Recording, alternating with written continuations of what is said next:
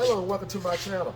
In this episode, this is part 2 as to the service that we had to do on the DPF and the DOC. Now, if you have not seen that video, make sure you see it before you see this one.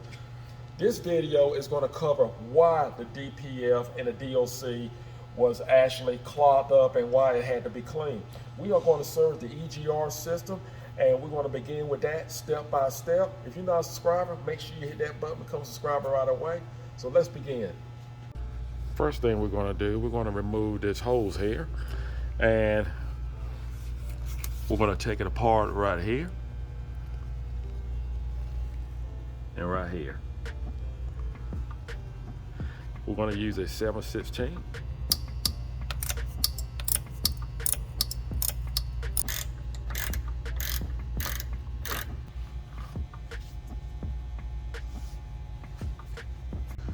Next, what we're going to do, we're going to remove this harness. There's a clip right here, and we're just going to put a screwdriver here. There's a clip that locks it in place. Just going to move it back, and we're just going to pull it back and pull up on the harness.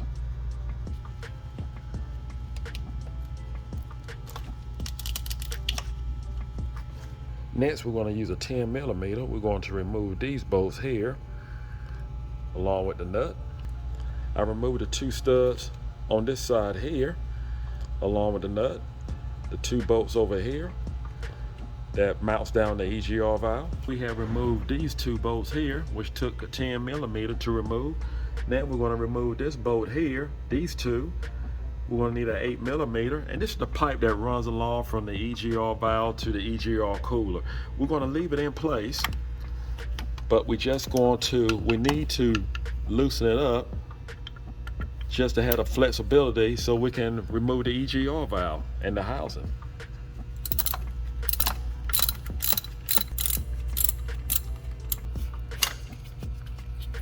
This pipe is not bad. It's not even worth, to me, not worthwhile taking it off to try to clean. Now we're on the passenger side of the vehicle, and this is the EGR cooler. We're going to remove the bolts. Need a 10mm. Just remove the bolts. Might be a little tight. There you go. And we have it broke loose from this side.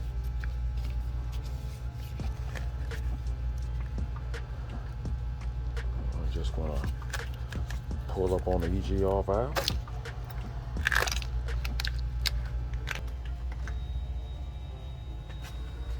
We are back on top of the manifold, and we need to remove this harness here. So what you want to do, I'm going to pull up on this clip, this cover here. What we're going to do is take our screwdriver, slide this clip over to the right. You can actually slide the lock completely out of the harness, but we're going to leave it in. And there's a clip right here. You just mash down on it. If I can get my hand onto it.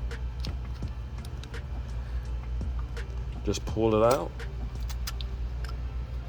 Next, we're going to use a 10mm. We're going to remove these bolts here. 3 here that you are looking at, and then we have 3 in the back. We want to move all sets, and that will release this manifold here. We can just pull it right up.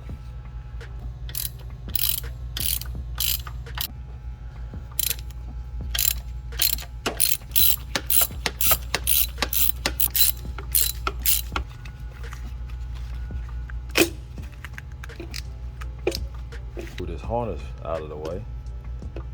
So what we're going to have to do, we're going to have to slide out from underneath this line here, and we also have a plug right here, a fitting. We're just going to have to take some pliers and just slide it back. And there's one more connector we have to remove. Just pull off our clip, and we have our lock right here. We're just going to have to slide it over to the right.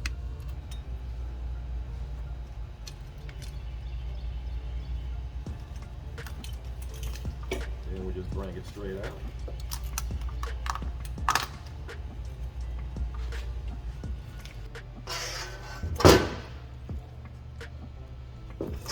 What we're going to do now, remove this clamp. We're going to remove these bolts here, and we're going to separate this section from the manifold. And we're going to use a 8mm, or you can use a 5/16, whichever you prefer.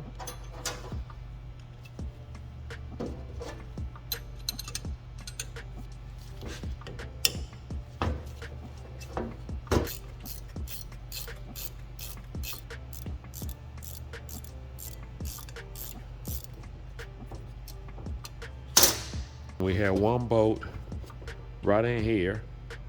We're going to use a socket, and Cummins left a gap right here that we can actually put the extension right through here to remove that bolt.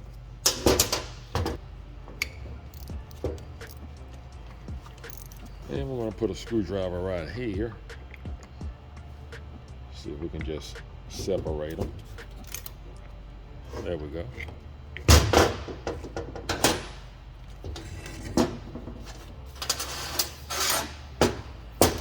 Now, what I'm going to do is remove this section here. Use a 13mm or a 1/2" wrench, whichever you prefer. Just go pull up on it. You have 2 O-rings. Just make sure you do not lose those O-rings. Now what we're going to do, there's a plug here. We're going to use an Allen wrench to remove this plug. We're going to use a 4mm Allen wrench. Well, Allen socket.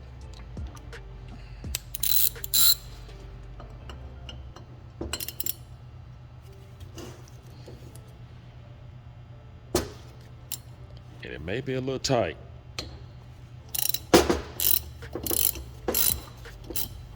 I like to use a wire coat hanger. What I'm going to do, just stick it in this hole here. Just make sure we have a passageway all the way through. And we do. That's great. I have seen some of these ports that you actually have to just hammer and beat the carbon out of it just so you can get through to this section right here.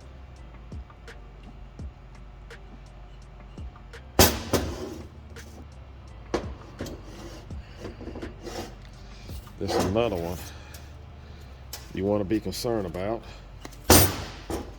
You have 2 ports to actually be concerned about. This port here, and then this one here, I actually had to kind of push a little bit because we have some carbon buildup in it, and it goes straight down to here. So when you hear that your ports may be clogged up, they talking about this one that goes through here. They're talking about this one here that actually goes down through the housing and come out here. And all it takes is just a clothes hanger wire to actually clean it. I'm going to, you can just grab your bucket, make your old homemade bucket. I'm going to put some degreaser in it. I'm going to use some Super Clean and just fill up with Super Clean, and I'm going to drop the manifold in it and let it soak. And it will break up all that carbon.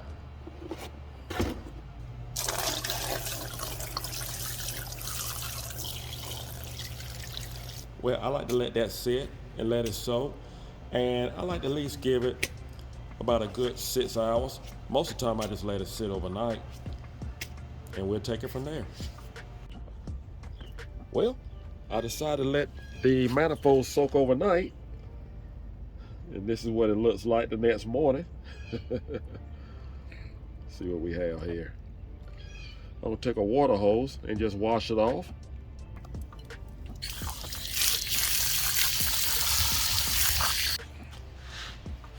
And scrape off your gaskets.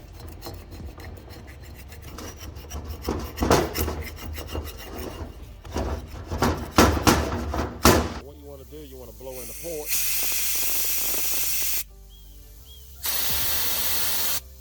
And let's not forget the one here. This is about as clean as you're going to get.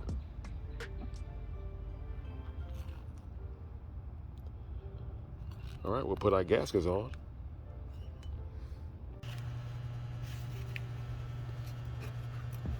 And we're just going to clean the base. We're going to blow this out. Make sure you're wearing a mask.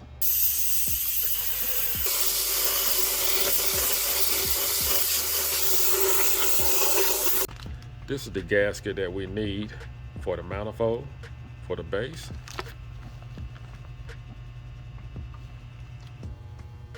And we have a adhesive area on the back. And what we're going to do, we're actually going to put it on the manifold itself. And let's not forget, we need to put back our plug. And we need our 4mm.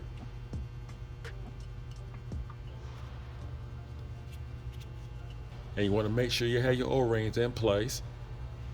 We're going to put our cap back on to the manifold.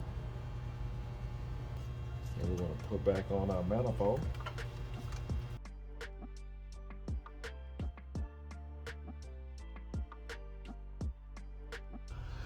And we have a gasket that we need to mount onto here.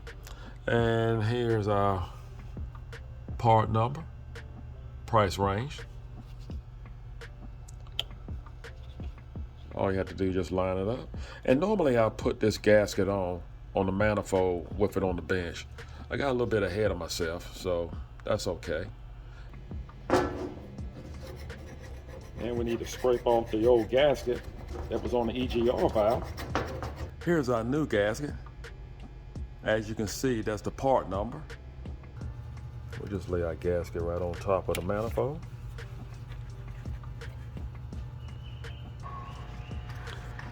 Just lay our EGR right in place. I'm going to use a 10mm deep well. We need to reconnect all our harnesses.